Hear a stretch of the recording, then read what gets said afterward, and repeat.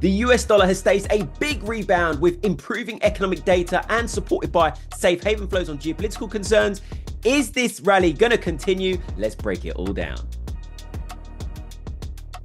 So a very, very strong weekly performance for the dollar index. This week, as I say, we have had geopolitical tensions, which are actually initially supported the greenback to the upside from the early part of the week, because tensions are extremely high in the Middle East right now between the likes of Israel. Obviously, we've seen Israel going into Lebanon, and obviously Iran are very unhappy. So it is extremely delicate at present. So safe haven flows have been observed supporting the greenback. But then on another point as well, which we're going to take a look at in a moment, is economic data from the get-go this week is all about labor market data, which actually impressed. Okay, we saw decent data points on that front on a labor level. So if we have a look here at the dollar index, this is the best weekly performance that we've seen in a very, very long time. As you can see, we've been in that firm trend to the downside, respecting structure south, supported by the fundamentals as we've been going over within recent weeks, where economic data had been softening. We've seen inflation coming down and a dovish FOMC with a cut of 50 basis points.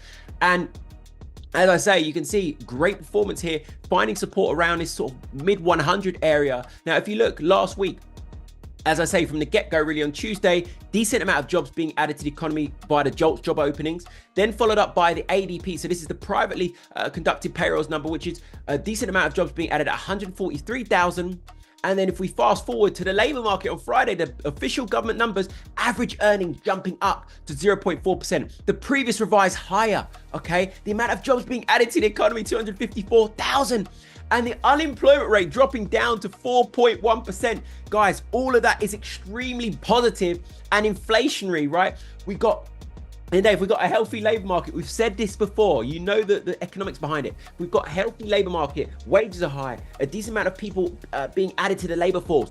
That's all inflationary. Okay, we've got more people out spending money. And of course, that could see price of goods and services remaining sticky and not coming down fast enough. So that would warrant less potential action from the FOMC. Now, if you look here, this is very interesting because markets at one point markets had almost a 60% probability. Well, it was 60% probability that they were going to cut by 50 basis points in November, the FOMC. But now you can see the large probability is that they're just going to cut by 25 basis points. So all of that has supported the greenback to the upside.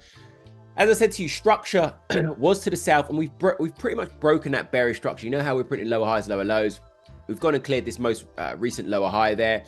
But I said before that we need to take out this sort of this upper part of 108.80, 102, and then the next target area would be 103. If we conquer 103, guys, we see this downside, we're gonna reverse it. Okay, and we're going to continue to push to the north. Now, this week, obviously, again, it's another big week for the dollar where we're going to be keeping an eye on CPI data. We've got the FOMC's meeting minutes, but not expecting too much there in terms of reaction.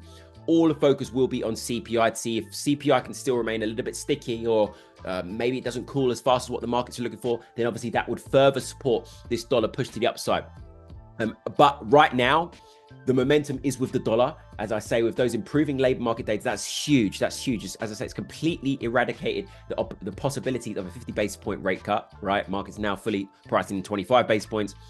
And as I say, that's also inflationary. And those labor market figures may not filter through into this current CPI. It'll probably be the next one. But either way, if inflation comes in line with expectations, you expect the dollar to continue to push to the upside.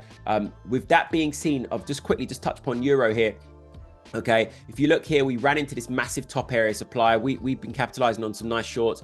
Double top there, more or less, running to supply at 112. We cleared a big neckline of support around that psychological 110. It's just opened up the door to some further downside. And that's all, as I say, really, really supported by that strong momentum coming back into the greenback. Also expect some volatility with the New Zealand dollar, because we do have the central bank decision, the RBNZ, where they're expected to cut rates by 50 basis points, going over a big one there, which is largely priced in and expected from the markets. It just depends on how dovish are they thereafter. Are they going to be leaving the door open to more cuts, or is this a one and done situation? Because if it's a one and done, then we can expect NZD to bounce, okay, after maybe an initial knee-jerk spike to the downside of weakness on the actual cut itself, because it's quite a big one if they do it by 50 basis points. But if they remain dovish and leave the door open to more cuts, then we can expect more downside to continue for NZD. And it's just because we've had, we've seen a slowdown In growth, when you look here at the most recent GDP figures for New Zealand, we're in a contraction. I know it wasn't as bad as what market's expecting, but growth is very damn low when you look within past readings there. Inflation has been cooling as well in New Zealand.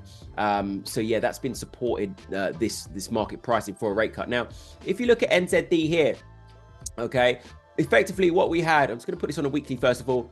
Look, massive bearish engulfing. That's obviously mainly, well, it is because of the stronger dollar.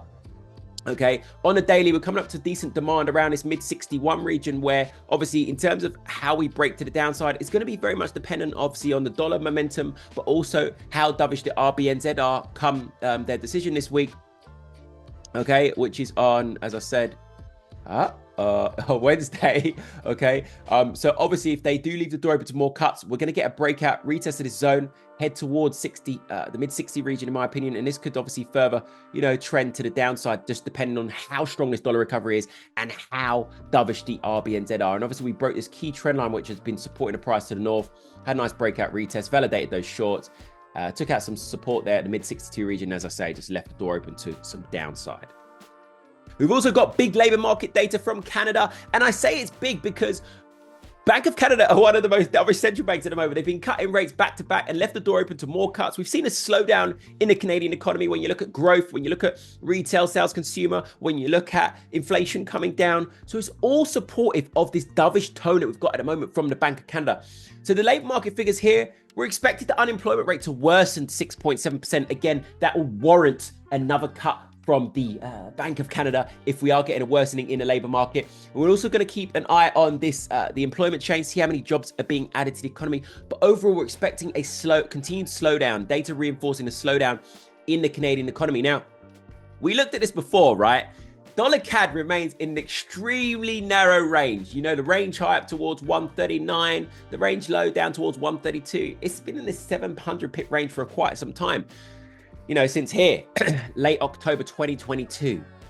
Now, obviously, look, if we do get poor data here, we can see every right for dollar CAD to go and challenge the upper part of this range. I'm still waiting for us to potentially break out and retest this because it will make way for a big run in towards 147. When you look on the higher time frame, look, guys, we've got freedom to just run there. So depending on how poor this data is on Friday, and obviously the dollar as well, the momentum of the dollar, we could potentially see that opening up the door for that run to the north, that big run to the north. So once again, guys, another juicy week packed with economic events. Keep your finger on the pulse with those. Other than that, have a blessed week, and I'll catch you on the next video.